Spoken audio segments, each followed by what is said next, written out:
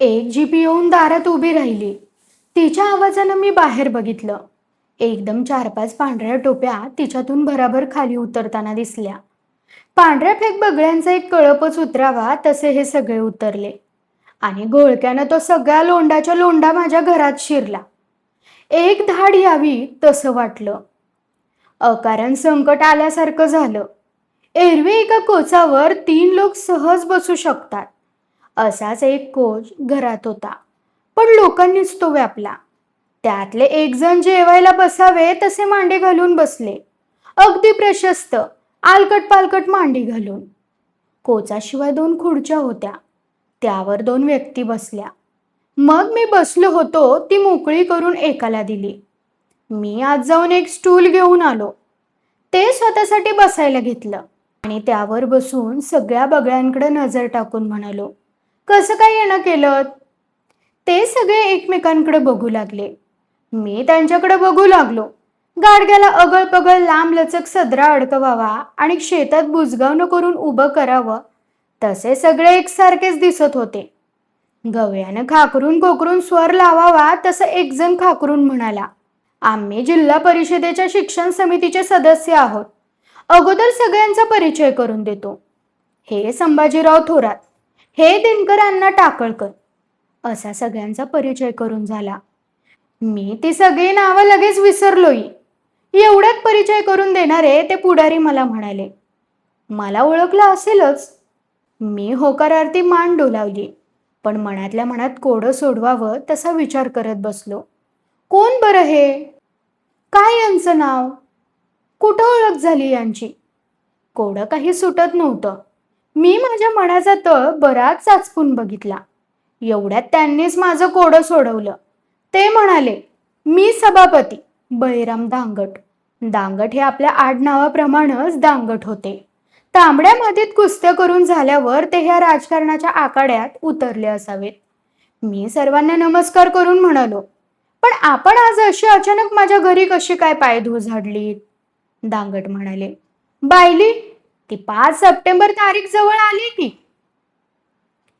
बायली म्हणून 5 तारखेला त्यांनी का शिवी घातली हे कळेनासं होऊन मी त्यांच्या तोंडाकडे बघत राहिलो आणि खुलासा करत ते म्हणाले, अहो 5 सप्टेंबर म्हणजे शिक्षक दिन. तो साजरा करावा लागतो. गांधी जयंती, बालदिन, टिळक पुण्यतिथी, आमच्या मागं काही एक असतं? या अशा तारखा आल्या म्हणजे संकट आल्यागतच होते म्हण ना. सरकारवरनं झक्कू लावतं या. कार्यक्रम नीट झाला नाही म्हणजे पेपरवाले बोंब मारतात. त्यासाठी सगळी जुळणी नीट करावी लागते बघा. मी विचारलं, पण माझ्याकडे यायचं प्रयोजन काय? तेच सांगतोय की. असं म्हणून ते बोलू लागले, तुम्ही सिनेमा लिहिता का नाही? तर तुमच्यासारखा नाववाला पाहुणा समारंभाला बोलवायचा. तुमच्या हस्ते आदर्श शिक्षकांना पुरस्कार द्यायचा असं एकमुखानं ठरलंय. मी नम्रपणे म्हणालो, आदर्श शिक्षकांचा सन्मान करायचा तर माझ्यापेक्षा मोठा पाहुणा बघा. धाडकन दांगट म्हणाले, बडी देंड गावतात कुठं? त्यांना शेरभर लोणी लावावं लागतं. कोणाला वेळच नसतो तर कोणी आजारीच असतं. समारंभ म्हटला की ह्यांना रोग झालाच बघा. त्यात आणि त्यांचा बडेजाव दांडगा. कोणी मानधन मागतं. 1001 घेईन म्हणतात. त्यापेक्षा 1000 देऊन डान्स ठेवलेलं काय वाईट हो? एकाला 2 तास करमणूकही होती. त्यांच्या या बोलण्यानं माझीही थोडी करमणूक झाली. हे सगळं ऐकून पुन्हा मूळ पदावर येत ते म्हणाले, आणि तुमचे नाव काय कमी आहे? बरं आपल्या माहितीतलं हो. मी काही लेखनात गुंतलेलो होतो, पण वेळ नाही म्हणायची सोय नव्हती. समारंभ म्हटल्यावर तशी जरा छातीत धडकी बसते, पण आता आजारी पडता येत नव्हतं. समारंभ म्हटल्यावर पाहुण्याचा रोग गेला पाहिजे. हे सगळं लक्षात घेऊन मी मुकाट्यानं होकार दिला आणि सहज माहितीसाठी म्हणून विचारलं, माझ्या हस्ते पुरस्कार द्यायचा म्हणजे काय काय करणार? हेच हो, असं म्हणून ते सांगू लागले. जिल्ह्यातल्या आदर्श शिक्षकांची एक यादीच तयार केली आहे. त्या प्रत्येकाला एक एक शाल, श्रीफळ आणि सरस्वतीची नाहीतर ज्ञानेश्वरांची मूर्ती द्यायची. आता सरस्वती द्यायची का ज्ञानेश्वर यावर अजून एकमत झालं नाही. जरा वाद चाललाय. त्यांनी असं वादाचं सुतोवाच केलं आणि तो वाद माझ्या घरातच सुरू झाला. तिघे चौघे एकदम बोलू लागले. माझ्या घरात या दोन्ही मूर्ती होत्या. ज्ञानेश्वर समाधिस्थ झाले होते आणि सरस्वती मुक्यासारखी बसून होती. तिची रसवंती लुप्तच झाली होती. मी आळीपाळीनं वाद घालणाऱ्या दोन्ही पार्ट्यांकडे बघत राहिलो. एवढ्याच चहा आलेला बघून बरं वाटलं. कप तोंडाला लागले म्हणजे तोंड बंद होतील या अपेक्षेनं मी घाईघाईनं चहाचे कप त्यांच्या हाती दिले. घशात गरम पाणी जाऊन उलट त्यांचा वाद चांगलाच वाढला. हलगी शेकून घ्यावी आणि आवाज खणखणीत लागावा तसा एकमेकांचा आवाज लागला. वरच्या पट्टीत वाद सुरू झाला. ज्ञानेश्वर श्रेष्ठ का सरस्वती श्रेष्ठ? एक जण म्हणाला. कोण श्रेष्ठ हे बाजूला ठेवा, सरस्वती नाजूक, त्यात हात जादा, पंजा कवा मोडल हे सांगता येत नाही. त्यापेक्षा आपला धनकट ज्ञानेश्वर बरा. मांडी घालून बसलेला ठोकळा हो, काही मोडायची भीती नाही, काही नाही. याला रे ओढून दुसरा बोलला. शिवाय डोळ्यांवर चष्मा नाही, कानाच्या पाळ्या दाबा नाहीतर जरीच्या रुमालात झाकून टाका. माझ्या घराच्या बाहेरच्या खोलीला झेडपीच्या सभागृहाचं रूप आलं. मला एकच भीती वाटत होती. हा वाद मिटण्यासाठी मला लवाद म्हणून निवडतात की काय? शेवटी मुख्य कामाची आठवण करून द्यावी म्हणून मीच म्हणालो. समारंभाची वेळ काय असणार? 4 ते 6 ठेवू, मी म्हटलं. चालेल, तशी नोंद डायरीत करून ठेवतो. यावर थोडी दुरुस्ती करत सभापती दांगड बोलले. आता 4 म्हणजे साहेब 4:30-5 होणार आणि 6 म्हणजे 6:30-7 वाजणार. याला पुष्टी देतच गालातल्या गालात हसत एक पुढारी बोलले. आपला इंडियन टाइम हो. मी विचारलं, समारंभाचं स्वरूप कसं असेल? सभापती मला म्हणाले, आधी स्वागतपर गीत होईल, पाहुणा आला की स्वागतपर पद्य आलंच की, मग हार तुरं होतील. हे झालं म्हणजे ईशस्तवन होईल. ते काय ते फोक डान्स म्हणतात की नाही ते होईल. रशियातनं बुलगेनीन ते आलतं बघा, नव्हतं का ते दाढीवालं? मी हनुवटीला हात लावून होकारार्थी मान हलवली. माझ्या लक्षात आलं हे त्यांच्या लक्षात आल्यावर हे सगळ्यांच्याच लक्षात आणून देण्यासाठी सभापती सगळ्यांकडे बघून म्हणाले. हे रशियाचा पाहुणा आल्यावर तरुण बायकांनी फोक डान्स केला होता. तुमच्याकडे आमच्या शाळेतल्या पोरी नाचते. हा ठराव मांडल्या त्याला दुरुस्ती सुचवत एक जण म्हणाले. काही तरुण शिक्षिका फोक डान्स करणार म्हणत होत्या. मान हलवत सभापती बोलले. आपला त्याला विरोध नाही, पण थोडी गाणी होती. हे झालं म्हणजे 1-2 शब्द मी प्रास्ताविक बोलेन. त्यात आपला समारंभाचा हेतू, असा समारंभ का करायचा, कशासाठी वगैरे मुद्दे होतील. हे झाल्यावर एक शिक्षक आदर्श शिक्षकांची नावं पुकारतील. प्रत्येकाची थोडक्यात माहिती करून देतील. म्हणजे तो उठून तुमच्यापर्यंत येईपर्यंत मधली गॅप भरायची हो. तो जवळ आला म्हणजे तुम्ही त्याला शाल द्या, नारळ हातावर ठेवा आणि एक मूर्ती द्या. असा सत्कार झाला मग तुम्ही एक 4 शब्द बोलावेत अशी आमच्यापैकी कोणीतरी विनंती करेल. मग शिक्षकांना, पालकांना, मुलांना उद्देशून तुम्हाला काय भाषण हाणायचंय ते हाणा. तुमच्याकडं काय बंधन नाही. अर्धा तास काय बोलायचंय ते बोला. मग आमच्या झेडपीचा अध्यक्ष तेच समारंभाचे अध्यक्ष असतील. ते समारोपादाखल 4 शब्द बोलतील. मग एक लेडी शिक्षिका आभार मानेल. आभाराचं गोड काम गोड वाणीनं केलं पाहिजे हो. ते झाल्यावर वंदे मातरम होईल. त्यासाठी सगळ्यांनी उभं राहायचं आणि मग भारत मातेच्या घोषणा देऊन तसं चहा पाण्याला जायचं. लक्ष्मीनारायण चिवडा ठेवतो. त्या दिवशी मिळाला तर खरवस बघतो. खरवसाचं काय आहे? त्या टिपण्याला गाई व्हायला पाहिजे हो. नाहीतर आपलं बर्फीचं तुकडं आहेतच. अजून काय ठेवते सांगा? पुष्कळ झालं. आणखी काय हवं? महिला सदनमधून साबुदाण्याचा वडा आणू का करव्यांच्या संस्थेतनं केक आणू? मी काय बोलणार? कप अशा गोळा करून ट्रेमध्ये एकत्र केल्या आणि मनगटावरच्या घड्याळाकडे बघत माझा वेळ चाललाय हे न बोलता सूचित केलं. सभापतींच्या हे लक्षात आलं असावं. मग ठरलं तर असं म्हणून सभापतींनी मला विचारलं, एक फोन करू का? आमच्या अध्यक्षांना सांगून टाकतो, म्हणजे त्यांचा जीव भांड्यात पडायला मोकळा. झेडपीचे अध्यक्ष हे सभापतींच्या दुप्पट होते. त्यांचा जीव भांड्यातच काय, पण पिंपात पडला तरी मोकळा झाला नसता. त्यांना फोन लावून सभापती बोलू लागले. राम राम, मी बोलतोय दांगड. 5 सप्टेंबरला पाहुणा ठरला बर का. आहेत नाटकवाले, सिनेमावाले. आता कुणाच्या मोठ्याच्या मागं लागू नका. गेले तेल लावत. आपलं काम झालं. काय म्हणता? हं हं, महसूल मंत्री येणार आहेत? त्या दिवशी गावात आहेत. आलं तर बघा. पण हे लोक वेळेवर येणार नाहीत हो. बर बर, येणार असतील तर कार्यक्रम सकाळी ठेवू. दुपारी 4च्या ऐवजी सकाळीच 8-8:30लाच ठेवता येईल. आपलं पाहुणं काही चाकरमानं नाही, मोकळंच आहेत की. सकाळ म्हटलं तर सकाळी येतील. वेळ नाही म्हणायला ते काही सरकारी सुरवंट नाही. मुक्त फुलपाखरू हो.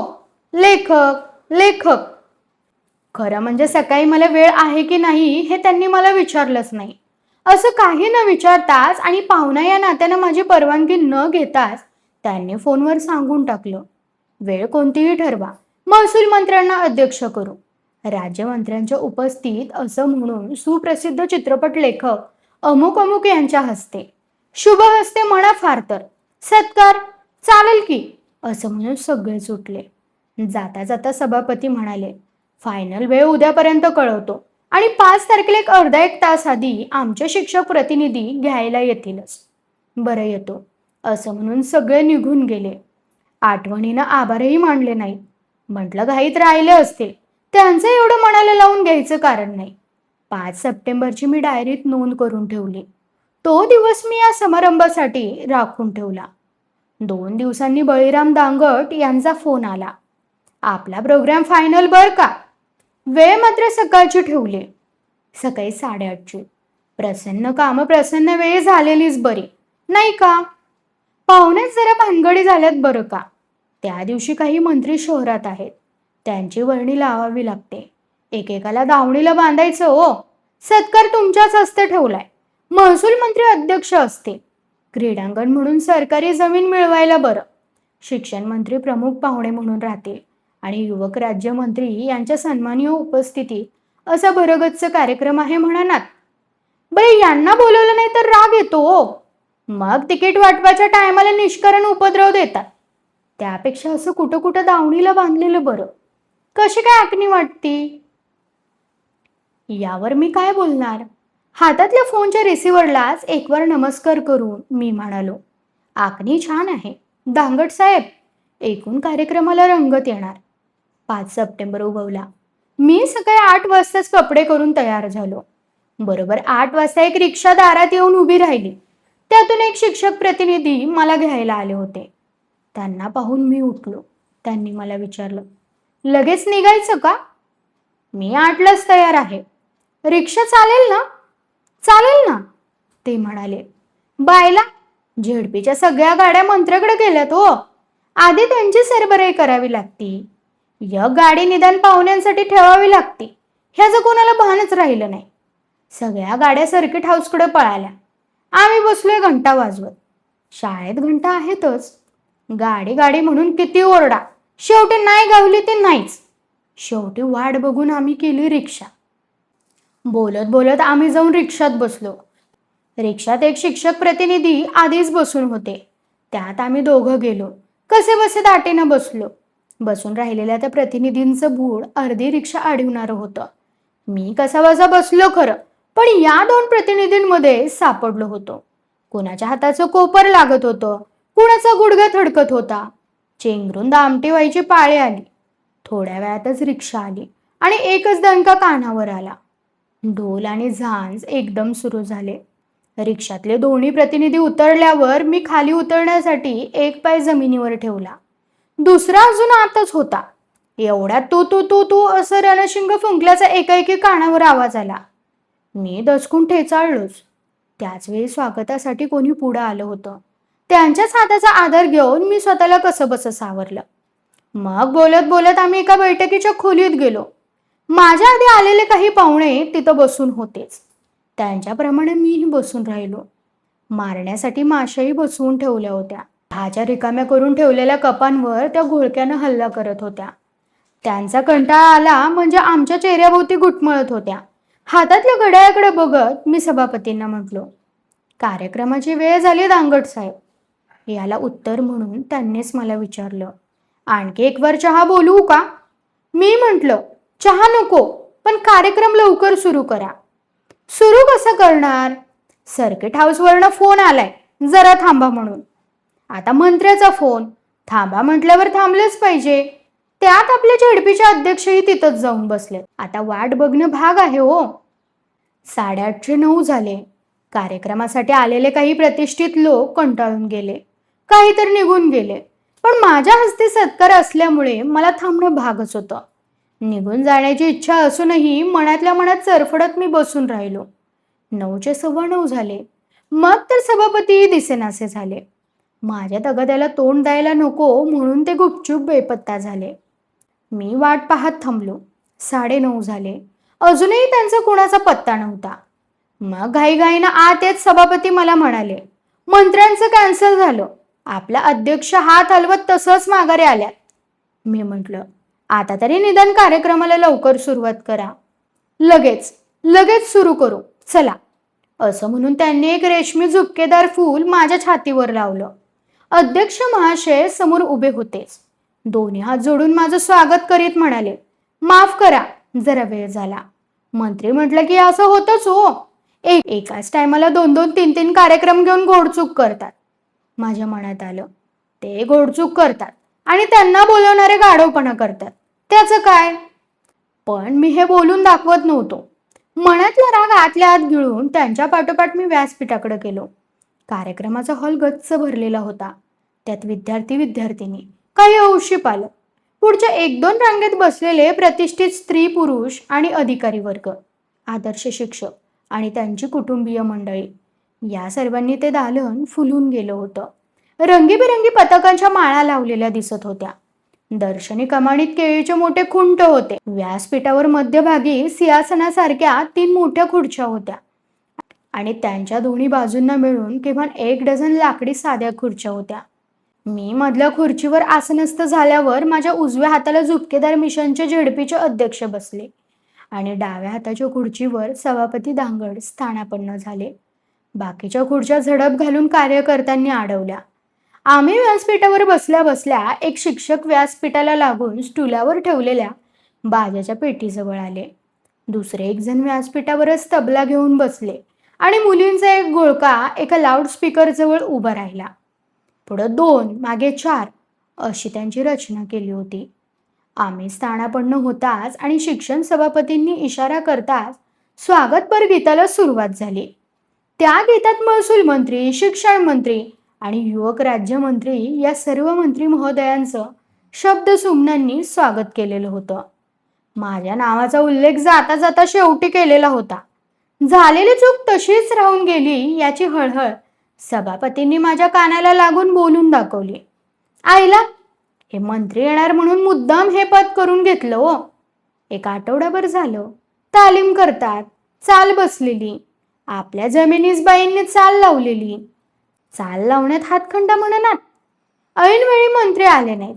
पद्धत आणि चालीत एकदम बदल कसा करणार?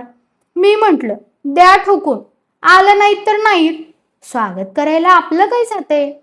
मी केवळ मान हलवली. दुसरं काय बोलणार होतो? मग मुलींचा एक घोळका गेला आणि ईश चवण्यासाठी धवल साड्या नेसलेल्या काही मुली माईक जवळ आल्या. त्यातल्या दोघींनी माईकच्या तोंडातच तोंड घातलं. 4 त्याच्या मागे उभे राहिल्या. हे 2+4चं गणित काय आहे हे मला कळलं नाही. भारतीय संस्कृतीत त्याला काय आधार आहे हे पाहायला हवं. असा काहीसा विचार चालू असतानाच ईश स्तवन संपलं आणि मग सभापती 10 वाजता प्रास्ताविक करण्यासाठी उभे राहिले. आधीच वेळ झालेला आहे, मी अधिक वेळ घेणार नाही असं सुरुवातीला सांगून त्यांनी 11 वाजवले. भाषणाच्या शेवटी ते म्हणाले, आजच्या प्रमुख पाहुण्यांच्या भाषणाचा आपण सर्वांनाच लाभ घेता यावा म्हणून मी थोडक्यात आवर्त घेतो. आपल्याला खरी मेजवानी त्यांची आहे, ती आपल्याला जोडायची आहे. म्हणून त्यांच्यासाठी जास्तीत जास्त वेळ राखून ठेवून मी त्यांच्या आणि तुमच्यामध्ये उभा राहत नाही. कारण मी उभा राहिलो म्हणजे माझ्या आकारमानामुळे तुम्हाला त्यांना बघता यायचं नाही आणि त्यांना तुम्हाला पाहता यायचं नाही. शिवाय मी घरचाच, तुम्हाला केव्हाही बोलवून व्याख्यान देऊ शकतो. त्यामुळे मी इथंच आपली रजा घेतो. जय हिंद, जय महाराष्ट्र असं म्हणून ते खाली बसले आणि त्यानंतर आधी माझं व्याख्यान की आधी सत्कार हा वाद सुरू झाला. आधी सत्कार उरकला तर आदर्श शिक्षक सगळे पळून जातील. मग त्यानंतर होणाऱ्या माझ्या व्याख्यानासाठी निम्मा अर्धा हॉल रिकामा होईल. ही काळजी काहींना लागली होती. त्यामुळे मी आधी व्याख्यान उरकून घ्यावं, मग सत्कार करावा, असं त्यांचं म्हणणं होतं. शेवटी मीच म्हणालो, ज्यांना मनापासून ऐकायचं आहे ते थांबतील. ज्यांना ऐकायचं नसेल त्यांच्यावर सक्ती का? मी असा तोडगा काढल्यावर वाद मिटला आणि एक शिक्षक आदर्श शिक्षकांची यादी वाचायला माईक जवळ आले. एक लांबलचक यादी हातात घेऊन ते उभे राहिले आणि सभापती माझ्या कानाशी लागून हळूच म्हणाले, आम्ही आधी 50 शिक्षकांची यादी केली होती, पण काहींनी वर्ण दबाव सांडला. अहो, मंत्र्यांचे फोन आले. दिल्लीत गेलेले मंत्री तर गप्प बसतील का नाही? दिल्लीतनं फोन, अमक्या अमक्याला आदर्श शिक्षक करा. नाही म्हणता येतं, करणं भागच पडलं. 50ची यादी आता 75वर गेली.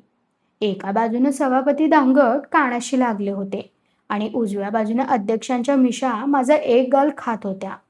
हा कार्यक्रम संपेपर्यंत माझ्या डाव्या कानाचं काय होणार आणि उजव्या बाजूचा गाल किती सुजणार, या काळजीनं मी घेरून गेलो होतो. एवढ्यात कुणीतरी एक जण लगबगीनं जवळ आला आणि अध्यक्षांच्या हाती एक चिठ्ठी देऊन निघून गेला. अध्यक्षांनी ती चिठ्ठी वाचली आणि घडी करून सभापतींच्या हातात दिली. हा लपंडाव काय चाललाय याचा काही वेळ मला बोधच झाला नाही. 1-2 मिनिटं अशी गेल्यावर सभापती माझ्या कानात म्हणाले, शिक्षण मंत्र्याच्या पीएची चिठ्ठी हो. जेमिनीस बाईसनी पुरस्कार द्या म्हणतात. आता ऐन वेळी मूर्ती कुठली आणणार? सभापती आणि अध्यक्ष आपली तोंड जवळ आणून माझ्या पाठीमागून बोलू लागले. संवाद ऐकण्यासारखा होता. माझ्या गालाला लागणाऱ्या मिशा माझ्या मानेला लागू लागल्या, म्हणून मी जरा पुढं झुकलो. संवाद कानावर येऊ लागले. आता काय करायचं सभापती? जप मारून झुणका खायचा. दिला नाही पुरस्कार तर मंत्र्याचा अपमान होईल. पण द्यायचा कसा? मूर्ती कुठे आहे? कोणाला तरी दिलेली मूर्ती काढून घ्यायची. वेळ भागल्याशी कारण तात्पुरतं काम भागवायचं. वेळेला केळण वनवासाला सीताफळ हो. ही फळाची आयडिया चांगली आहे, द्यायला काही हरकत नाही. पण बाई लपडेबाज आहे. लपडी कोणाची नाहीत. आदर्श शिक्षकांची केलेली सगळी यादी एकदा नीट वाचा की डोळ्यांनी. वा रे आदर्श, एक एक जण नको अशा आदर्शाचा नमुना आहे. सगळी गाळीव रत्नच आहेत की. मग जमिनीस बाईनं तरी का सोडायचं म्हणता होय? गाला त्यांचं नाव. आमच्या बापाचं काय जाते? तेच म्हणतो मी. 100-125ची शाल जाईल, 5 रुपयांचं एक नारळ आणि मूर्तीचं होतील ते. एवढ्यानं काही झेडपी मरत नाही.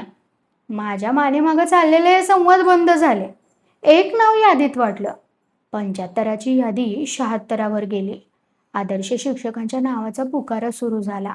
पहिलंच नाव उच्चारलं गेलं, रामचंद्र गोपाळ दडपे. शिक्षकी पेशाचा रौप्य महोत्सव, म्हणजे 25 वर्ष शिक्षकी केली. सुवर्ण महोत्सवाकडे वाटचाल सुरू. या थाटात ते परिचय करून देऊ लागले. त्यांचं कर्तृत्व ऐकून असं वाटलं की ते बहुतेक हिरक महोत्सव गाठणार.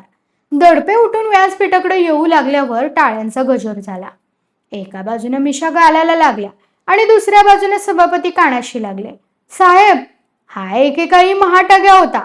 आपल्या वारणाकाठचा आहे. वारण्याचं खोरं सगळं गाजवलंय म्हणा ना. शाळा साईड बिझनेस, बाकीचा उद्योग निराळच. साखर कारखान्यात आहे. पोल्ट्री म्हणाल तर ती काढली. 1.5-2 लाख पक्षी बाळगून आहे. बक्कळ जमीन केली. वरपर्यंत धागेदोरे. यादीत पहिलं नाव उगच आलंय का? टोपीचं कोण सादर ते व्यासपीठावर आले. आम्ही एक चंदनाचा हार गळ्यात घातला, महावस्त्र अर्पण केलं, श्रीफळ दिलं आणि ज्ञानेश्वरांची मूर्ती भेट म्हणून दिली. सभापती कानात म्हणाले, ज्ञानेश्वरांच्या 7शताब्दी वर्षानं सरस्वतीवर मात केली हो. तोपर्यंत दुसऱ्या नावाचा पुकारा केला. तुकाराम ज्ञानोबा दोडके. टाळ्यांचा गजर झाला. पुन्हा मिशा घालायला लागल्या आणि दुसरीकडून सभापती कान खाऊ लागले. यांच्या नावात 2 संत असलं म्हणजे तुकाराम आणि ज्ञानेश्वर तरी करणी दांडगी आहे हा. आपल्या भागातल्या सगळ्या पुढाऱ्यांची सगळी सरबराई झक्कास करतात. त्या जोरावर स्वतंत्र सैनिक म्हणून ताम्रपट मिळवलाय. एका दिवाळीत फटाक्यानं पाय भाजला तर 42च्या लढ्यात गोळी लागली म्हणून उठवलं. चालतंय कसं बघा फेगडं. घरात असलं म्हणजे नीट चालते, बाहेर असलं सॉंग करते. लंगोट रेशमी आणि टोपी खादीची, तासा लय बेरकी. ते वरून कीर्तन, आतनं तमाशा, त्यातला म्हणा नाही. मतलबाला घट्ट. 20 वर्ष बदलीचं नाव नाही. बदली झाली की कॅन्सल करून घेते. कॅन्सल केली नाही तर बदली करणाऱ्या अधिकाऱ्याचीच बदली करते. 5 पांडवाचा बाप आहे म्हणा नसा. आणि फॅमिली प्लॅनिंगचं बक्षीस द्यायला मोकळं. माझ्याच हस्ते दिलं. दोडकेजवळ येताच आम्ही चंदनाचा हार वगैरे घालून त्याचा यथायोग्य सत्कार केला. त्यानंतर पुढील नाव पुकारलं. भाऊसाहेब संभाजीराव पडवळे. हे नाव पुकारताच एकदम मिशी बोलली. नाव पडवळे असलं तरी गुन्ह्यानं कडू कारला आहे बरं का हे. असली माणसं आम्हाला प्रचाराला लागतात. यांना दुखवून चालत नाही. डाव्या बाजूच्या कानाशी लागून सभापती बोलले. आपल्या अध्यक्षांच्या सगळ्या भानगडी यांना माहीत आहे. ह्याला लय टरकून असतात. जरा बेंसू द्या म्हणजे सगळे कुंडलीच मांडतील. तशा सगळ्यांच्याच कुंडल्या ह्यांना पाठ आहेत म्हणा ना. अभ्यास न करता 3rd इयर ट्रेंड आहे बघा. सूत कातलं नाही. खादी भांडारातनं ते विकत घेऊन कॉलेजला दिलं. कशाला बसलो चरका फिरवत. आपल्या शहरातच एकाला 3 लॉज बांधून आहे. तिन्ही पोरांची सोय केली. झेडपीत जातं असं सांगून आपला अध्यक्ष या कुठल्या तरी लॉजवरच असते. परमिट रूम असो नसो देशभर गंगा वाहतीये. मोरारजी देसाई यांची कृपा. त्यांच्या दोन्ही बंद्यांनी वाट लावली बघा. दोन्ही बंद्यांनी म्हणजे? खुलासा करत ते म्हणाले. अहो दोन्ही बंद्यांनी म्हणजे एक सुवर्णबंदी आणि दुसरी दारूबंदी. सुवर्णबंदीमुळे चोरून गोव्याहून सोनं आणू लागले. दागिने चोरून विकायला लागले. त्यामुळे सोनार लोक गुजरे दिसण्याऐवजी कोर्टात दिसू लागले आणि दारूबंदीमुळे पीत नव्हते ते प्यायला लागले. एकूण काय, देश में गंगा बहतीये. त्या गंगेत हे हात धुवून घेतात. अध्यक्ष मागच लागले यांना पुरस्कार द्या म्हणून. मग काय दिला. त्यांचा सत्कार केल्यावर पुढचं नाव पुकारलं. त्यांचा परिचय होईस्तोवर मी मधल्या काळात विसावा घेण्यासाठी जरा खाली बसलो. पुन्हा गालाला मिशा लागल्या. एक कांत सभापतींना देऊनच टाकला होता. दांगट सांगू लागले. यांचा मॅरेज ब्युरोच आहे म्हणा ना. झेडपीतल्या 50% शिक्षकांची लग्न ह्यांनीच जुळवल्यात. मी म्हटलं समाजसेवक दिसत्यात. कशाची समाजसेवा? दोन्ही पार्टीकडनं पैसे खातया. वधू पक्षाकडून तर दुप्पट घेतया. आहेर वेगळाच. तो पुन्हा डबल करावा लागतोय. मी शंका विचारली. डबल म्हणजे? याला पॅन्ट पीस घेतला तर बायकोला परत साडी घ्यावी लागते. आपल्या अध्यक्षाच्या न खपणाऱ्या मुली सुद्धा यांनी कुठं कुठं घरात घुसवल्या. अध्यक्षांकडून सुद्धा आहेर करून घेतलाय. पलीकडून मिशी बोलू लागली. लग्न जुळवण्यात हातखंडा. तुमच्या कोणी बहिणी वगैरे बिना लग्नाच्या असतील तर माहिती असू द्या. हजारो स्थळांची माहिती यांच्याकडे पडून आहे. आंतरजातीय म्हणा, घटस्फोटित म्हणा आणि अकाली वैद्यव्य आल्यामुळं म्हणा. या सगळ्या वधूवरांची लग्न हे जुळवतात. विदुरापासून विधवेपर्यंत. मॅरेज ब्युरोच्या संचालकाचा चंदनाचा हार घालून यथासांग सत्कार केल्यावर मी खाली बसलो. त्यापुढील नाव पुकारलं आणि टाळ्यांचा एकच गजर झाला. लगेच मिशा घालायला लागल्या आणि सभापती कानाशी लागून म्हणाले. साहेब, ही मूर्ती दिसायला लहान पण कीर्तिमान हा. 4 वर्षापूर्वी यांचा मुख्य धंदा मटक्याचा होता. मग त्याला जोडून हातभट्टी आली. नासका गुळ सगळं यांनीच महाग केला. रोजगार द्यायचं काम सरकारला जमत नाही. ती रोजगार हमीची योजना यांनी सदन पद्धतीनं राबवली. बेकार अशा फार पोरांना कामाला लावलं. 50 तरणीबाण पोरं तर कायम घरात बसून असायची. काय झालं तर बेपम पाजायचे आणि सोडायच्या अंगावर. पोलिसांचे धाड पडायचे. ती सुद्धा यांना सांगून. म्हणजे चहाला येतो असं सांगतात की नाही तसं सांगून. मग यांना हजारो गॅलनचा माल दडवायचा आणि शेर पावशेर ठेवून द्यायचे डब्यात. 2 लोक गेटावर न्यायचे. साक्षीदार तयारच ठेवायचे. तारका घ्यायला तुळतुळे वकील पटाय. कमीत कमी 150 धाडी झाल्या असलेल्या. एका केसचा निकाल नाही. सगळ्या पेंडिंग. आज या घटकेला त्यांच्या बिल्डिंग आहेत. एक ज्ञानेश्वर चौकात आणि दुसरी तुकाराम चौकात आणि तिसरी ताशकंदला लागून. मी विचारलं, ताशकंद हे काय भानगड आहे? आपल्या शहरात जिथं हातभट्टी जोरात सुरू असते म्हणजे गावातलं नटबोल्ट जिथं प्यायला जात्यात त्या सगळ्या भागाला ताशकंद म्हणतात. त्या वस्तीत लागून 3 मजली टोलेजंग नवी इमारत झाली बघा. ती यांचीच. माझ्या डोळ्यापुढे ती इमारत आली. एक वास्तुशिल्प म्हणून सुंदरच होती. मी म्हटलं, छान इमारत आहे. सभापती सांगू लागले. या 3 इमारतींची रचना कशी आहे माहीत आहे का? मी विचारलं. कशी आहे? हळू आवाजात ते सांगू लागले. अहो, तळमजल्यावर लहान मुलांच्या खेळण्याची दुकानं, त्याला लागून जनरल स्टोअर, त्याच्यावर मटका, जुगार आणि त्याच्याही वरच्या एकदम टॉपला फिल्म बघायची सोय. म्हणजे ब्लू फिल्म. बऱ्याच चार्ज घेतात म्हणा. काय माणशी 150-200 म्हणतात. पण लोक गाड्या घेऊन जातात. आपल्या पुण्यनगरीत हरीचं लाल काही थोडं आहेत का? जे मोठ्या थिएटरात बघायला मिळत नाही ते तिथं दाखवतात. यांचाही सत्कार झाला. शेवटी जमिनीस बाई.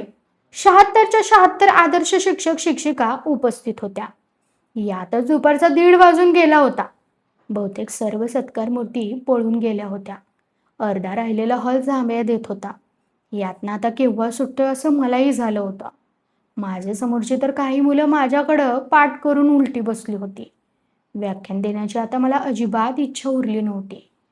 केवळ समारंभ साजरा करावा म्हणून उपचारादाखल मोजकं बोलायचं ठरवून मी उभा राहिलो. मला अगत्यानं बोलवल्याबद्दल आरंभीच आभार मानले. आदर्श शिक्षकांचं मनपूर्वक अभिनंदन केलं. अभिनंदन हा शब्द माझ्या तोंडातून निघताच टाळ्यांचा कडकडाट झाला. भुकेच्या वेळी अंत पाहू नये म्हणून मी 5 मिनिटच बोलून खाली बसलो आणि टाळ्यांच्या गजरातच अध्यक्ष महाशय बोलायला उभे राहिले. आधी मिशीला पीळ भरत सगळीकडे नजर टाकली. कोण कोण गेलेत हे त्यांच्या नजरेनं बहुतेक हेरलं असावं. मग समारोपादाखल बोलताना माझ्या छोट्याशा भाषणामध्ये अर्थ किती मोठा आहे हे विस्तारानं विशद केलं. भाषण लहान पण आशय महान हे सगळ्यांच्या गळी उतरवलं. मध्येच फार गडबड करतात हे बघून त्यांनी पीटीच्या शिक्षकांकडे पाहिलं. शिट्टी त्यांच्या गळ्यात होतीच. ट्रॅफिकच्या पोलिसांसारखी त्यांनी शिट्टी वाजवली आणि गेटातल्या पोलिसासारखी 4-2 पोरांना मारझोड केली. या मारहाणीचा शारीरिक परिणाम लगेच दिसून आला. काहींच्या पाठीवर ठसे उमटले आणि काहींची वाचा एकदम बंद झाली. मग अध्यक्षांनी माझ्या भाषणातील 1-2 शब्द घेऊन त्यांची उकल करून दाखवली. या दुपारचे 2 वाजून गेले. त्यानंतर वंदे मातरम झालं. मग भारत मातेच्या घोषणा दिल्या गेल्या. एवढं झाल्यावर चहा पाण्यासाठी आम्ही एका दालनात जमलो. एक पुढारी जवळ येऊन म्हणाले, या सगळ्यात तुमचं भाषण टॉप झालं साहेब. मी म्हटलं, या टॉप काय? मी तर फक्त 5च मिनिटं बोललो. अहो थोडक्यात बोललं हेच टॉप. नाहीतर एक एक पाहुणा असं बोलतो की यांना बोलावलं हेच आमचं चुकलं असं वाटायला लागतं. पोटात कावळे ओरडत असताना किती बोलावं याचं काय भान? मी सोडून अध्यक्षांकडे बघितलं. या बोलण्याकडे आपलं लक्ष नाही असा बहाणा करून अध्यक्षांनी चिवड्याचा बकाना तोंडात भरला आणि खरबसाचा तुकडा उचलला. मी सभापतीकडे बघत म्हणालो, गाय वेळेवर व्यायलेली दिसते. हसत हसत सभापती म्हणाले, परवा जाऊन तिला सांगितलंच होतं. एकाला 3 मंत्री येणार आहेत. व्यायली बापुडी. एवढ्यात माझ्या परिचयाचे एक गृहस्थ भेटले. माझ्या लेखनाचे जरा ते चाहतेच होते म्हणून आम्ही दोघेही जरा बाजूला झालो. हळू आवाजात त्यांनी विचारलं, कसे वाटतात एक एक नग? मी म्हटलं, नम्री आहेत नम्री. यातला खरा दरवेशी कोण माहीत आहे का? मी म्हटलं, कोण? डोळ्यांच्या कोपऱ्यातून सभापतीकडे नजर टाकत ते खालच्या आवाजात म्हणाले, हे दांगट म्हणजे खरे दरवेशी आणि बाकीचे सगळे त्यांच्या तालावर नाचणारी अस्वलं. मी हसून म्हणालो, म्हणजे त्यांच्या आजच्या खेळातलं प्रमुख अस्वलाचं काम मला दिलं होतं म्हणा की. त्याबरोबर हात पुढं करून ते मला म्हणाले, द्या टाळी. कथा कशी वाटली हे कमेंट करून सांगा. कथा आवडल्यास इतरांना शेअर करा. कथेला लाईक करा, कमेंट करा आणि चॅनलला सबस्क्राईब करायला विसरू नका.